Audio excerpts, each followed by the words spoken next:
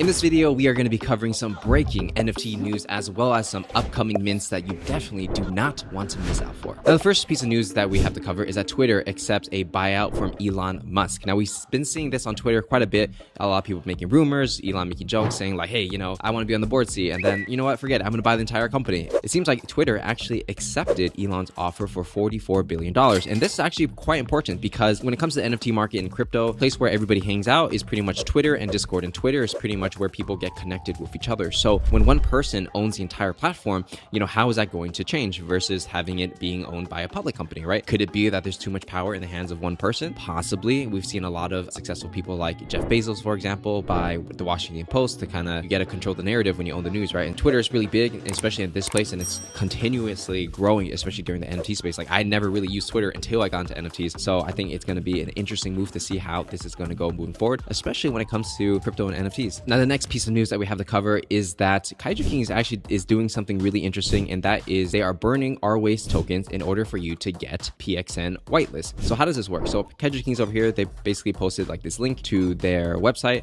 and essentially you got this cool looking website of this floating guy over here with a sword and a little ghost. Obviously that's the phantom in the Kaiju universe. Essentially what's happening is that people can basically use their R-Waste to enter a raffle, and then with that raffle they're going to be raffling 40 winners. And also not only that, but if you hold a baby Kaiju or a Genesis Kaiju, then your chance of winning, I believe, is going to be doubled, and that's going to be advantageous for anybody who holds a baby Kaiju or a Genesis Kaiju. As you can see, there's going to be 56,000 entries, and so if you think about it, people who have a Genesis Kaiju and they're producing 5 tokens a day, well, obviously they can just throw a bunch of tokens because it's essentially for free, right? And at the same time, this creates a sink for Kaiju Kingz where people actually have a use case for their tokens, whereas before it's kind of like, what do we use the tokens for besides making babies, right? So it's interesting to see the experiment, to see how this is going to go. I'm pretty sure if it's successful, they'll probably keep doing this type of like whitelist kind of raffle. The comment I would have is like, if you buy these R-Waste and you try to win and then you lose, does that not make it fun for people, right? Because it's like one R-Waste is going to be about $4.5. So let's say somebody bought like 1,000 of them, they put it in, they spent $1,000 and they didn't get the whitelist. How does that pan out? And then if there's only 40 winners and there's 56,000 entries, I mean, it's obviously an experiment. We don't know how it's going to go. Maybe people like it, maybe they don't, but I definitely respect someone trying something different, especially when it comes to using their tokens. So the next project we're going to talk about is going to be the Association NFT. Now this is going to be an official NFT by the NBA, and essentially what they're doing is, if you go on OpenSea, you can see that there's almost 30k supply. I think they had some mishaps where people can mint more than one, and so they increase the supply, which is fine. So the floor price right now is 0.18. How it kind of works is like, if you want to think about like these NFTs almost like basketball cards. So what's going to happen is that, or there's going to be 240 players. So I'm not sure which players are going to have, to be honest, because like I'm sure there's like licensing deals with everybody. So it seems like the more the player accomplishes in the 2022 NBA playoffs,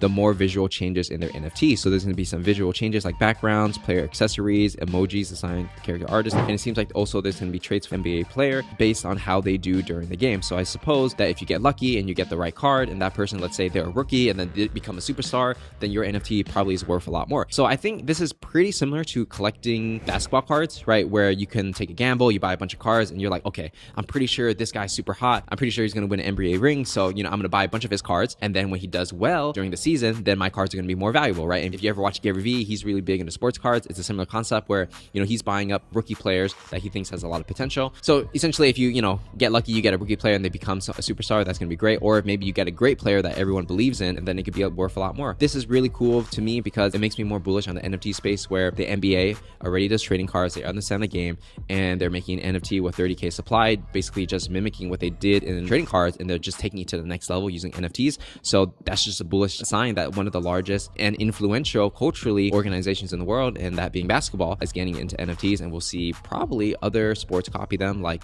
baseball, for example, football, soccer, and I think there are already soccer NFTs too. So definitely bullish on the space. Now, in other news, I want to quickly talk about Moonbirds, and essentially over the past day or two, there's this guy, Ryan Carson, who was the COO of Moonbirds previously. He just said that he launched his own VC fund right after launching Moonbirds. So his fund is going to be 1.21 gigawatts fund, and essentially the issue that they kind of had is that a lot of people were like, well, you just launched Moonbirds and then you left with a bunch of shares in that company of proof, and then you used, I don't know, I think it was like 200 ETH, or some people say it was 200 ETH, to buy a bunch of Moonbirds, and then kind of looks bad. I actually listened to the AMA with Kevin Rose yesterday. People were asking questions like, isn't it kind of strange that this guy, just launched a project and then he's just like leaving to start a VC fund? So a lot of people didn't like that look, but at the same time, it doesn't mean the project is bad. It just means that one person, he launched a project, he probably put in a lot of work, and then he made a lot of money, money, and then he's moving on to the next thing, right? And so that's how I kind of see it. Maybe he's still involved in Moonbirds in some capacity. Maybe he's giving advice. I'm not exactly sure. And so when we're looking at Moonbirds itself, I still think it's a very strong project, whether, you know, the COO leaves or not, because I feel like most people kind of got into Moonbirds because Kevin Rose was kind of the face, and they believed in him as an entrepreneur and his connections and all the people that he was able to bring in, even with all this drama going on. And I feel like maybe a week later, everyone's going to forget anyways. And there was actually a big announcement where Alexis, who was one of the co-founders of Reddit, and he's running this VC firm called 776, they recently just invested $10 million into Proof and Moonbirds. So they have a lot of VC money. They have a lot of money in the bank from, you know, actually selling the Moonbirds. And this is looking to be probably one of the largest projects coming out in the NFT space. You know, before when we had NFT project, it's kind of like the indie, you know, small business kind of person getting into NFTs. They're just like making it happen. And if they're doing like a couple million in sales, that's like, oh my God, that's crazy, right? But now we're getting like real VC money who are spending like tens of millions of dollars to build a product, similar to like what Yuga Labs did. But, you know, this is obviously Moonbirds. They're not the same. They're different projects. These are the companies that typically are looking for the next Uber, the next Facebook, and they're doing NFTs now. And so I feel like this is going to be very bullish for the space. You're going to see a lot of startup money flow into NFT projects, right? Because NFTs, if you think about it, it's just a technology, just like the internet is a technology. Whoever went first in the beginning, they captured those rewards, kind of like making the first app in the app store, right? But now that people see like, oh, it's a viable business and you can make like a lot of money doing it, well, all these VCs are about to jump in. And so if you're here, you're early before all the VCs are. It's really, I mean, these guys are kind of like pushing the space forward and you know, breaking down the barriers and getting more traditional VCs interested. And I think more and more money is going to flow into the space. And so that's great for everybody, because if you got some good projects and your bags are down, well, hopefully these guys will buy from you. Now, in other news, Mindblowon recently just launched some of their mint details. Now, this has been a super hyped project when it comes to what's been going on in the Twitter space. I think what they're really strong at is they are finding the right influencers to market their NFT. So you see this one over here, this person got 18,000 likes and retweets and stuff like that, right? You know, this person got like 20,000. And in the past, it actually gave me and my community some whitelist opportunities. And I remember it was literally a giveaway that took me from 3K followers on Twitter to 11K. Very hyped project indeed. And so because of that excitement and, you know, people think that this is going to be a great thing, I feel like they decided to do a fair Dutch auction. So what does that mean exactly? Well, they're going to start the price at 0.69, which some would argue is a high price. Some would say it's fair. You know, everyone has their own opinion, but it's definitely hyped. And I feel like there are people who are willing to pay this. And the bottom price is going to be 0.169 for the duration of 5.5 hours.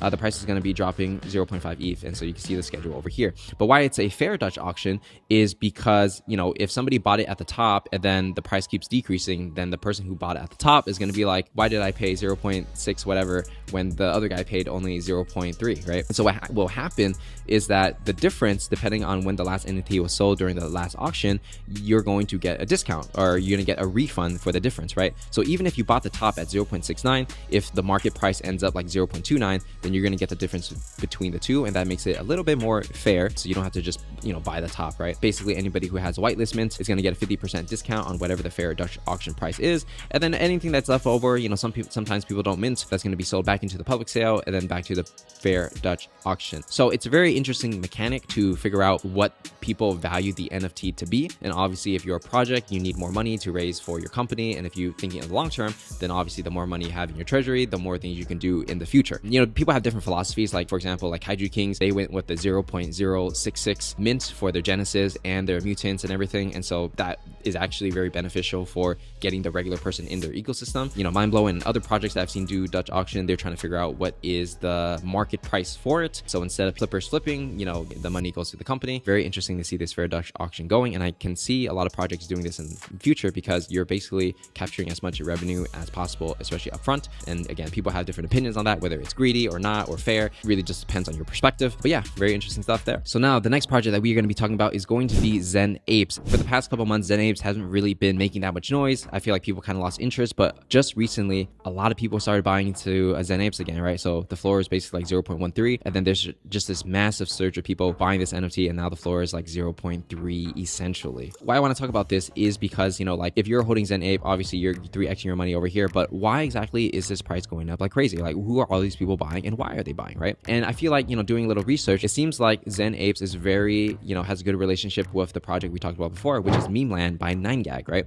So if we look at the Memeland website, we can see that one of the advisors is going to be this guy, Gronk. He's one of the co-founders of ZenApe. And it seems like 9gag CEO also owns 61 ZenApes as well. So it's like they're building this narrative where, you know, what's going on? Are they collaborating? Are they going to get whitelist? And I do believe that they're getting some kind of whitelist. And I think ZenApe is also launching a token in the future, or that's what people have been telling me. Feel free to correct me if I'm incorrect on there. But now they're kind of doing some interesting stuff. So maybe they've been building for a while, a little quiet. They launched this website, which kind of like, you know, a job posting, literally a job board for their community, right? So that's very interesting because I haven't seen an NFT project like create a job board before. And so I guess they're kind of moving in the space more on the utility side. So it seems like they do have quite a bit of jobs, 45 jobs looking for influencer marketers, search engine developer. So that's pretty interesting that they would go in that direction. I'm really a big believer of like redefining what you do until you're the best at what you do. So I feel like if they're producing utility-based tools and they're using ZenApes as like, you know, the seed funding and to kind of start that's quite interesting. And it seems like they're building a lot of good relationships with a lot of prominent influencers like Arnold over here, which is a pretty popular chef. They got Cluck over here representing it. These are all like pretty recent, right? You got all the right people on board, and I guess they have to build those relationships one-on-one. If like enough people buy your project and everyone gets excited, it's like you get X amount of influencers to support your project and you build a real relationship. They all buy your stuff.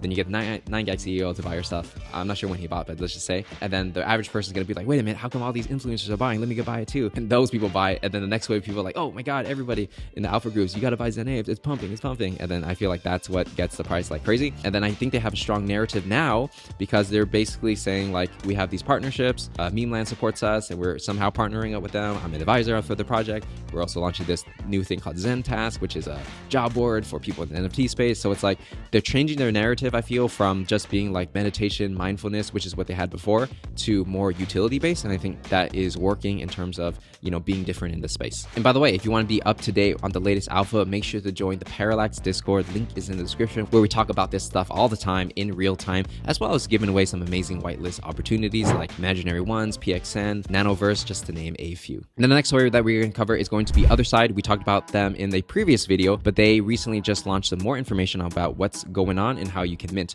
So Other Side adventure will begin on 4:30, 12 p.m. and is available on the website otherside.com, which is not really anything quite yet. But to actually mint, you have to connect to your wallet and then you have to KYC, meaning you have to give up your identity of who you are. So if you're anonymous, this is not going to work for you, which makes sense because, you know, they're a large company at this point and they want to know their customers. So the mint will exclusively be sold using ApeCoin. So I guess a lot of people are going to buy ApeCoin and probably the price of ApeCoin is probably going to pump. Just looking at CoinMarketCap in the last day, literally based on this news, you know, $16 for one ApeCoin and now it's $18. Okay, so it's not a huge pump, but definitely people are going to buy more. If you look at volume all-time high, so obviously it's going to increase. My guess is that it will probably increase even more. It's because people want to buy the NFT. So the mint will be a Dutch auction, you know, whatever the highest price is going to be, and it goes down. Most likely people are just going to pay the highest price because they have just so much hype and so much confidence in the market that people are willing to pay whatever because they think this is going to be the next Bored Ape Yacht Club, right? BAYC and Mutant Ape holders will able to claim an NFT 21 days after the auction. You don't need KYC to approve the claim.